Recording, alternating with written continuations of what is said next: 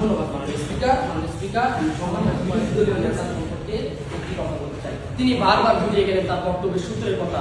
বাংলাদেশের সাধারণ মানুষকে সূত্র বুঝে এ প্লাস বি হোল স্কয়ার কি প্রশ্ন রয়েছে। তিনি বারে বারে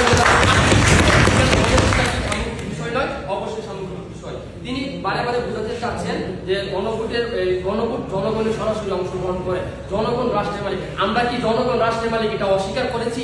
না, জনগণ অবশ্যই রাষ্ট্রের মালিক, কিন্তু মালিক কি সরকার করে না? মাননীয় স্পিকার, গণভোট হচ্ছে বৃষ্টি, অন্যদিকে নিরাপত্তা ও সংবিধান হচ্ছে বজ্র। নিরাপত্তা ও সংবিধান হচ্ছে রাষ্ট্রের ভিত্তি, দেশের ভবিষ্যতের ভিত্তি। আর দেশের ভবিষ্যতের ভিত্তি, রাষ্ট্রের ভিত্তি কখনো ভোটের আবেগে দিয়ে বেঁচে যেতে পারে না। মাননীয় স্পিকার, জটিল নীতি নির্ধারণের জন্য গণভোট কখনো মাধ্যম নয়। নিরাপত্তা ও সংবিধান জনগণের উপর নির্ভরযোগ্যভাবে নির্ধারিত হতে পারে না। মাননীয় স্পিকার, যে জাতি নিজের দেশকে নিরাপদে রাখতে পারে না, সে জাতি কখনো শক্তিশালী হতে পারে না। মাটি রক্ষা করা নয়, বরং দেশের মানুষের জীবন এবং সম্পদকে রক্ষা করা। মাননীয় স্পিকার, সংবিধান শুধুমাত্র একটি কাগজ নয়, সংবিধান হচ্ছে আমাদের একটি জাতির রক্ত এবং প্রাণ। আমাদের জাতির রক্ত এবং প্রাণ সংবিধানকে ভোটের আবেগে ভিজিয়ে দিলে রাষ্ট্রের ইতিহাসে বর্ণনা হবে। মাননীয় স্পিকার, নিরাপত্তা ও সংবিধানকে জনগণের হাতে তুলে দেওয়া মানে রাষ্ট্রকে বৃষ্টির উত্তাল ঢেউয়ের হাতে ছেড়ে দেওয়া, যা রাষ্ট্র পরিচালনা নয়, বরং রাষ্ট্রকে জ্বরের সামনে তুলে দেওয়া হয়। মাননীয় স্পিকার, আমি যদি বাংলাদেশের ইতিহাসে কিছু প্রেক্ষাপট দেখি, প্রথম গণভোট হয় 1977 সালের 30 মে, রাষ্ট্রপতি জিয়াউর রহমানের ক্ষমতায় থাকার নীতি নির্ধারণ করার জন্য। ঠিক সেখানে হ্যাঁ ভোট বিজয় হয়, কিন্তু পরবর্তীতে দেখা যায় রাষ্ট্রপতি জিয়াউর রহমান ক্ষমতায় থাকতে পারেনি। মাননীয় স্পিকার, আরেকটি প্রেক্ষাপট যদি দেখি, বাংলাদেশের ইতিহাসে দ্বিতীয় গণভোট কি রাষ্ট্রপতি জিয়াউর রহমান কি জনতারা করেছে যারা গণভোট দিয়েছিল, নাকি তাদের মিডিয়া আর্মি বা তাকে ক্যান্টনমেন্টে হত্যা করা হয়েছে? আরেকবার বলেন। রাষ্ট্রপতি, আপনি বলে গেলেন যে রাষ্ট্রপতি জিয়াউর রহমান গণভোটে জিতেছিল বা হ্যাঁ জয়যুক্ত হয়েছিল।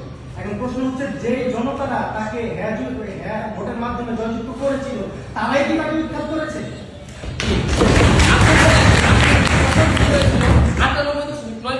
আপনার কাছে আমার প্রশ্ন রইল, একটা রাষ্ট্রপতিকে বিলুপ্ত করার জন্য কি দেশে 10% মানুষ আন্দোলন করবে? অবশ্যই। বাংলাদেশের ইতিহাসে দ্বিতীয় গণভোট হয় 1985 সালের 21 মার্চ হুসেন মোহাম্মদ এরশাদের সামরিক শাসনের বৈধতার জন্য, কিন্তু সেখানে দেখা যায় হ্যাঁ ভোট 95% বিজয়ী হয়েছিল। কিন্তু তারই ফলে ব্যতিক্রমে আমরা ইতিহাসের দিকে যদি তাকাই, দেখা যায় ঠিক 6 বছরের মাথায় গণ আন্দোলনের কারণে হুসেন মোহাম্মদ এরশাদের পতন হয়েছিল। কিন্তু এই দুটা প্রেক্ষাপট থেকে আমরা কি জানতে পারি? এই দুটা প্রেক্ষাপট থেকে আমরা জানতে পারি, পরে নিচ্ছি, জানতে পারি যে গণভোট বারে বারে কেন শুধু হ্যাঁ দিকে চলে যাচ্ছে।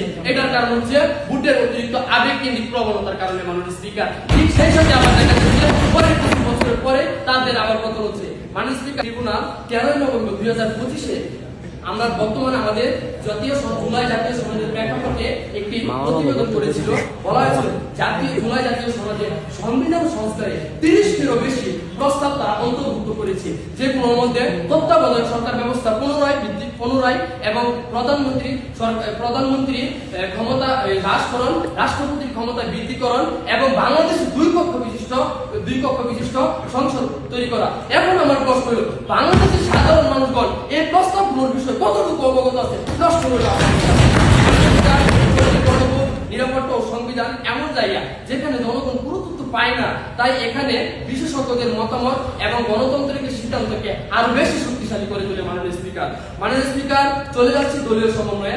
আমার দলের প্রথম বক্তা মাননীয় প্রধানমন্ত্রী ইতিমধ্যে দেখিয়েছেন নির্ধারণের জন্য গণভোট কখনোই উপযুক্ত মাধ্যম নয়। গণভোট সঠিক জ্ঞান এবং বিশেষজ্ঞের প্রয়োজন। মাননীয় স্পিকার, গণভোট ঠিক সেই জায়গায় দাঁড়িয়ে ব্যর্থ যেখানে গণভোটকে হ্যাঁ বা না বলার মাঝে আবদ্ধ করে ফেলে। এখানে বিশেষজ্ঞের কিছু নেই, বিশেষজ্ঞদের মতামত দেওয়ার কিছু নেই, বিস্তারিত ব্যাখ্যা করার কিছু নেই। মাননীয় স্পিকার, ফেসবুক ক্যাম্পেইনের হাতে চলে যায়, তাহলে সেটাকে রাষ্ট্র পরিচালনা বলে না, দেশ বিক্রি হয়ে যায় ফেসবুকের মাধ্যমে। মাননীয় স্পিকার,